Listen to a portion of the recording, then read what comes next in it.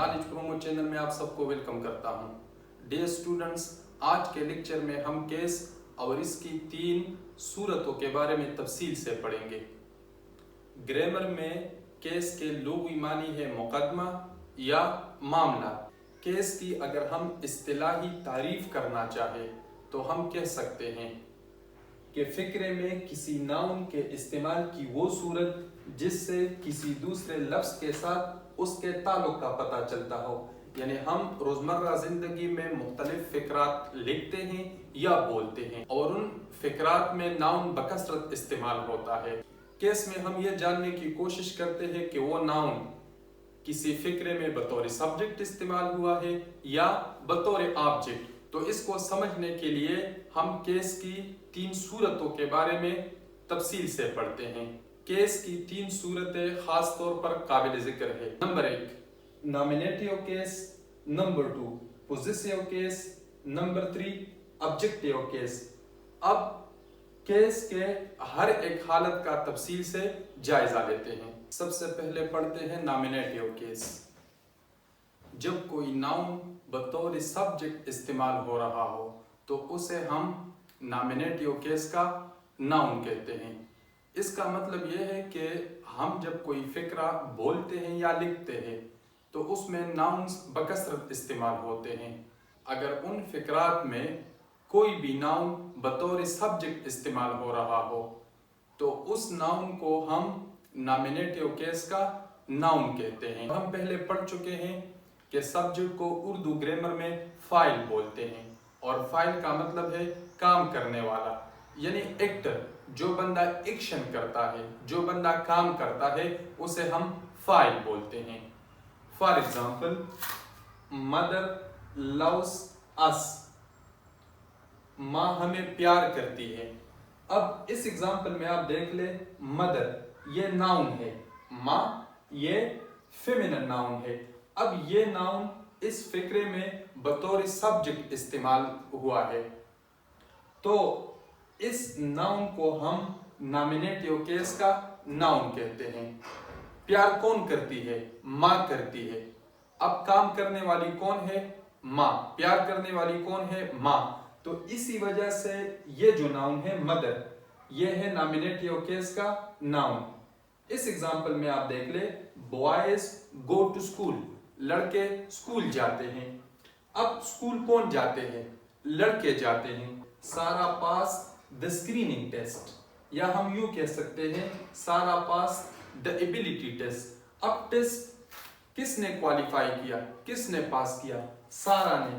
तो ये जो नाउन है सारा, ये नंबर के लिहाज से सिंगुलर नाउन है लेकिन जेंडर के लिहाज से ये फेमिनिन है। तो ये नाउन जो कि बतौर सब्जेक्ट इस्तेमाल हो रहा है, इसको हम नॉमिनेटिव केस का नाउन कहते हैं। Number 2 possessive case. जब एक नाउन के साथ किसी दूसरे नाउन के ताल्लुक या कब्जे या रिश्ते या मलकियत का पता चलता हो तो उसे हम पोजेसिव केस का नाउन कहते हैं। इस डिफिनीशन से हमें यह पता चलता है कि पोजेसिव केस जब हम डिस्कस करते हैं तो पोजेसिव केस के लिए 2 नाउन्स चाहिए, क्योंकि यहाँ पर हम एक नाउन का ताल्लुक दूसरे नाउन के साथ जाहिर करते हैं। तो 2 नाउन के दरमियान जो ताल्लुक है या 2 नाउन के दरमियान जो रिश्ता है उसको हम पोजेसिव केस में डिस्कस करते हैं। For example, Asma's father is ill, Asma का बाप बीमार है। यहां पर आप देख ले, आसमा ये नाउन है, फादर ये भी नाउन है। तो इस फ़िक्रे में 2 नाउन है। यहां पर आप देख ले, आसमा's फादर, आसमा का बाप। अब ये नाउन इस नाउन के साथ एक खास तरह का ताल्लुक जाहिर कर रहा है। पहला नाउन है और ये दूसरा नाउन है। इन 2 नाउन्स के बीच एक खास तरह का ताल्लुक है, यानी बाप किसका है? आसमा का। तो इसी वजह से ये जो नाउन है इसको हम पोजेसिव केस का नाउन कहेंगे, क्योंकि ये नाउन इस नाउन के साथ एक खास तरह का ताल्लुक जाहिर करता है।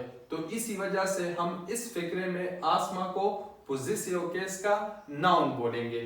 इसी तरह यहां आप देख ले, नवीद्स डॉग इज बार्किंग, नवीद का कुत्ता भौंक रहा है। अब देख ले, नवीद ये नाउन है, इसी तरह डॉग ये दूसरा नाउन है। कुत्ता किसका है? नवीद का है, यानी एक कुत्ता उसकी मलकियत है। तो इस वजह से इस फिक्रे में ये जो अंडरलाइन नाउन है नवीद, इसे हम पोजेसिव केस का नाउन कहेंगे। यहां पर आप देख ले, the dog's tail is long, the dog's tail. अब टेल जिसे हम दुम कहते हैं, ये दुम किसका है? कुत्ते का है। तो इसका मतलब ये हुआ कि ये दुम इसकी मलकियत है, या इस दुम का इस डॉग के साथ एक खास रिश्ता है। तो इसी वजह से इस एग्जाम्पल में हम ये जो नाउन है डॉग, ये अंडरलाइन नाउन जो है, इसको हम पोजेसिव केस का नाउन कहते हैं। तो इससे हमें यह पता चलता है कि पोजेसिव केस के लिए दो नाउन्स होने चाहिए, और ये केस हमें एक नाउन का दूसरे नाउन के साथ अगर कोई रिश्ता हो या ताल्लुक हो, वो हमें बयान करता है। यहां पर आप देख ले, हम ये लेटर इस्तेमाल करते हैं, इसको अंग्रेजी में हम एपोस्ट्रोफी इस बोलते हैं। इसके ऊपर हम नेक्स्ट लेक्चर में डिटेल से बात करेंगे। Number 3, objective case.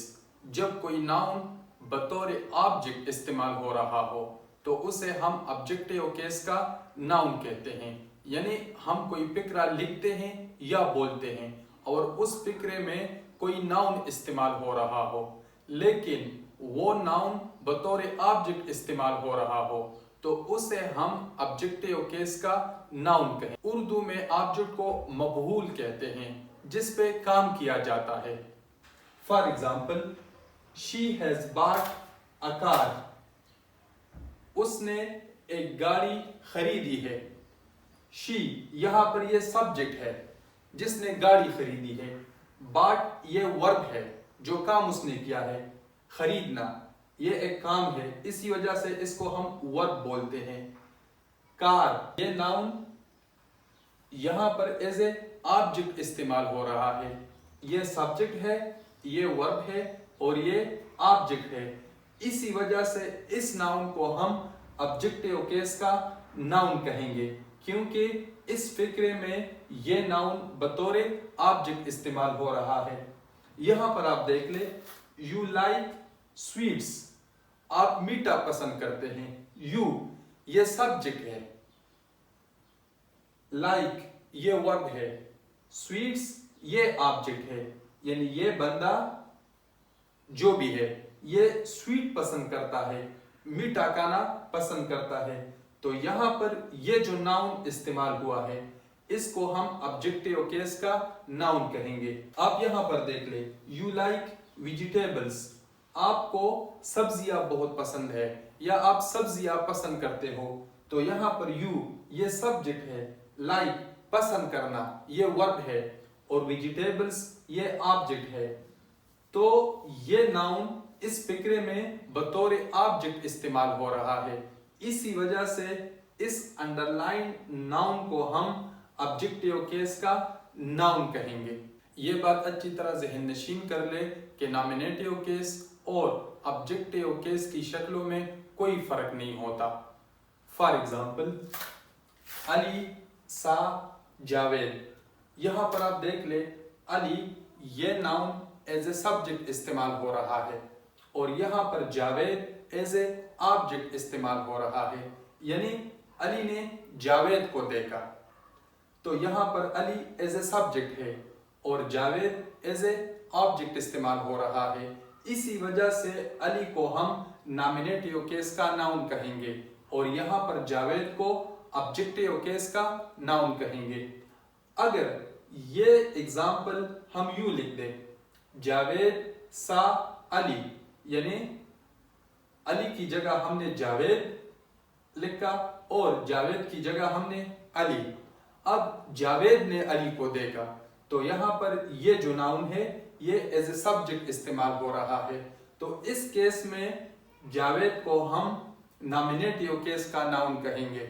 और यहाँ पर अली ये एज ए ऑब्जेक्ट इस्तेमाल हो रहा है, तो इसी वजह से ये ऑब्जेक्टिव केस का नाउन है। तो इन दो एग्जाम्पल से हमें ये पता चलता है कि नॉमिनेटिव केस का नाउन उमूमन वर्ब से पहले आता है और ऑब्जेक्टिव केस का नाउन हमेशा वर्ब के बाद आता है। यानी हमारे पास कोई सेंटेंस है तो हमें किस तरह पता चलेगा कि जो नाउन इस्तेमाल हुआ है वो एज ए सब्जेक्ट इस्तेमाल हो रहा है या एज ए ऑब्जेक्ट। तो नॉमिनेटिव केस का नाउन वर्ब से पहले आता है। यहां पर आप देख ले, ये है वर्ब। इन दोनों एग्जांपल्स में सा, देखना, ये है वर्ब।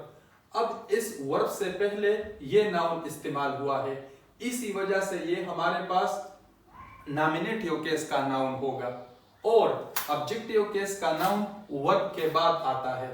तो इस एग्जांपल में इस वर्ब के बाद ये नाउन इस्तेमाल हुआ है, इसी वजह से ये हमारे पास ऑब्जेक्टिव केस का नाउन है। ये बात भी याद रखना निहायत ही जरूरी है कि पोजेसिव केस के नाउन के आखिर में एपोस्ट्रोफी इसका इजाफा कर दिया जाता है। यानी हम जब पोजेसिव केस की बात करते हैं तो पोजेसिव केस में नाउन्स के बाद हम एपोस्ट्रोफी इसका इजाफा करते हैं। For example, dog's tell,